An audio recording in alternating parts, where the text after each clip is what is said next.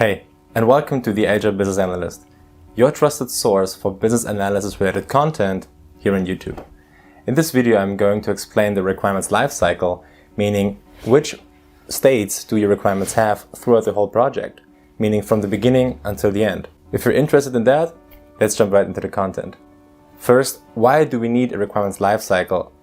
The thing is, in your project, various stakeholders will contact you about the progress of each requirement. So they want to know, where do we stand? And that's why I need requirement statuses or the lifecycle in general.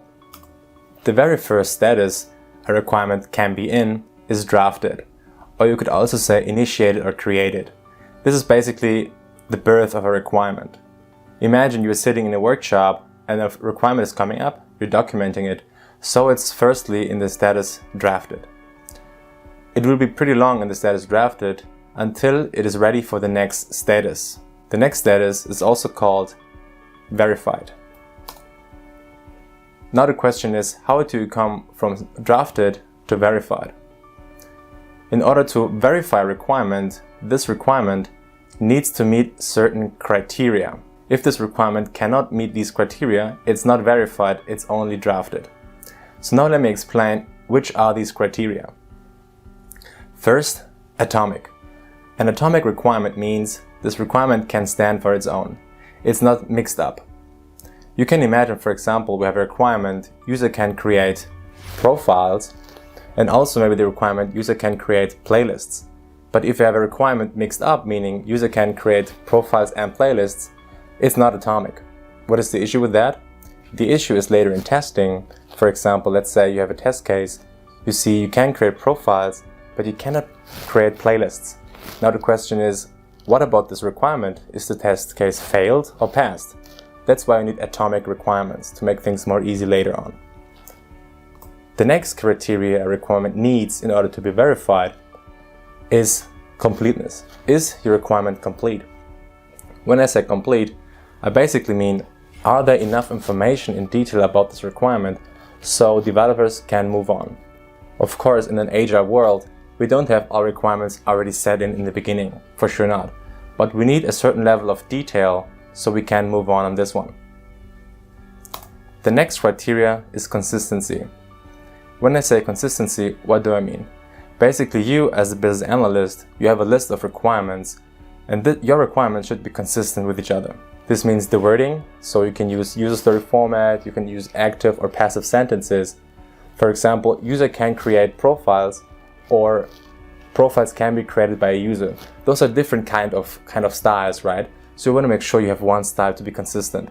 Also, if you add a new requirement, you want to make sure that all requirements are consistent in the sense of they can accept each other. They don't fight or are in conflict with each other. That's also key. Then the next point is your requirement concise? When I say concise is only relevant information attached to this requirement. Often we have so many details we don't really use. We don't really have to keep them, or they are not necessary. So try to delete those details and be concise. The next criteria is this requirement feasible? You know, in your applications you have many restrictions, or maybe the budget of your team, so you have to make sure, is this requirement feasible? If it's not feasible, you cannot verify this requirement. The next criteria is your requirement unambiguous? The issue with that is, if you have multiple meanings of this requirement, later in development or even testing, it's not easy to say if this requirement is meeting the business need or not. Try to make easy statements, be clear, and also use more models or diagrams so it's more easy to be unambiguous. Plain text very often is not easy to say if something is ambiguous or not. The next criteria is, finally, is your requirement understandable? So does your stakeholder understand what you have engineered here as a requirement? That's a very important criteria, because if your stakeholder doesn't understand what you're doing, you basically made a not so good job. The next criteria is testability. Is your requirement testable? When you say your application has to be fast, what does that mean? When we say, okay, the loading is only allowed to be 0.5 seconds, that's testable. So we need to quantify those things. And last but not least, we have to make sure that our requirements are prioritized, meaning how important are they? In an Agile world, the product owner would basically say, okay, it's very relevant or not based on the value it provides or many other dependencies, whatever the product owner determines as important key for priority here. Alright, so after we made sure that our drafted requirements meet those criteria mentioned, then the requirement is verified. Good job. So what is the next step we need to do in the requirements lifecycle? Before we jump to the next status, if you like this video so far, show me that with a thumbs up. Also, if you don't want to miss out more of this content, hit the subscribe button and also the notification bell so you get notified the next time. Okay, let's jump back. After we have verified the requirement, the next step is, can we validate the requirement? Now you might ask, what's the difference between verified requirements and validated requirements? That's a good point. The thing is, verification is only, do your requirements meet a certain quality standard, like those criteria I've mentioned before. Validating a requirement means, does this requirement really benefit us? Does it fulfill a business need? Does it fit into the requirements hierarchy? When you want to know what a requirements hierarchy is, I've already made a video for this. I will link it at the top of the video anyway here. Alright, so if this requirement makes sense and does fit into the hierarchy and fulfills a need, then this requirement is validated. Good job.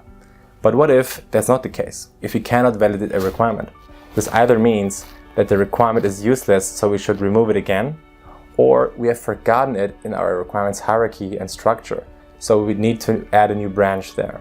After validation, the next point we need to do is to approve the requirement. We need approved requirements.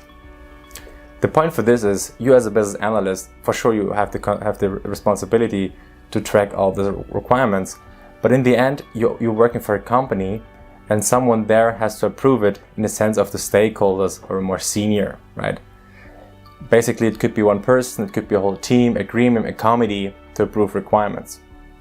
It's important to give responsibility also to them.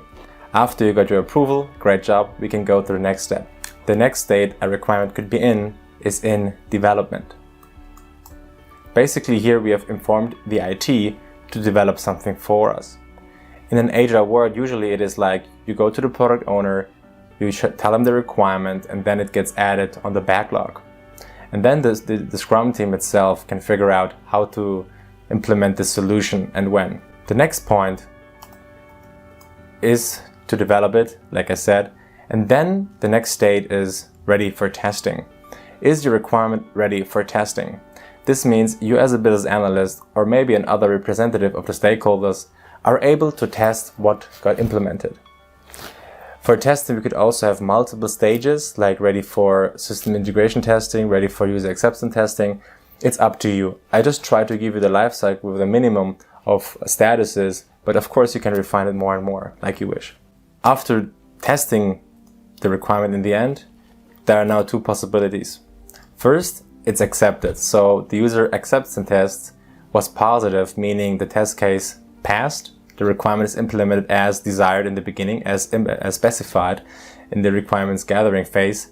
Good job. But the other possibility could be that this is not the case. So what do we need to do here? Exactly. We have to send it back to the IT to kind of like develop it again. Maybe our specification wasn't clear enough, but maybe the IT just implemented the bug or defect. So they kind of like fix it and then we can test it again. Besides this life cycle now, of course there are some other statuses, more special ones. When I say special ones, I mean, for example, on hold or deprecated. Deprecated means that your requirement, for example, is just not needed anymore. So let's say throughout the life cycle, a stakeholder decided you don't need that anymore.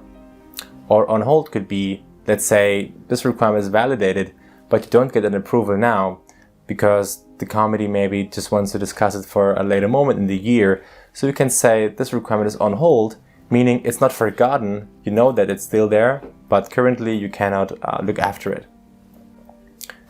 And also, of course, the relationship between special statuses and the usual one is you can always switch front to back, right? So basically after the verification, you can go to the special status, but also the vice versa is possible. Now, on top of this life cycle, there's another cycle I just want to also give you on your path. I call it the maintenance cycle. And the maintenance cycle is something that is going on daily. When I say maintenance, what do I mean actually? What I mean is, first, the prioritization. It's pretty much ongoing that stakeholders reprioritize or product owners pre-prioritize requirements based on certain market criteria. Also, you will have a lot of changes. Because a requirement is kind of like defined now, doesn't mean it won't change. Believe me, most requirements will change throughout the time, throughout more is learned. Also, every single time you have a change, you need your approvals. Therefore, it would also be best to have a kind of a governance. How are you going to get your approvals? Is it via meeting? Is it via email? Do you have some other tools to get your approvals? Make your thoughts on this too. And that's basically the double requirements lifecycle. I hope you enjoyed this content and also could learn something from it to integrate in your daily work. If you don't want to miss out more of this content, please feel free to subscribe to this channel. Otherwise, I will see you in the next video. Take care. Bye.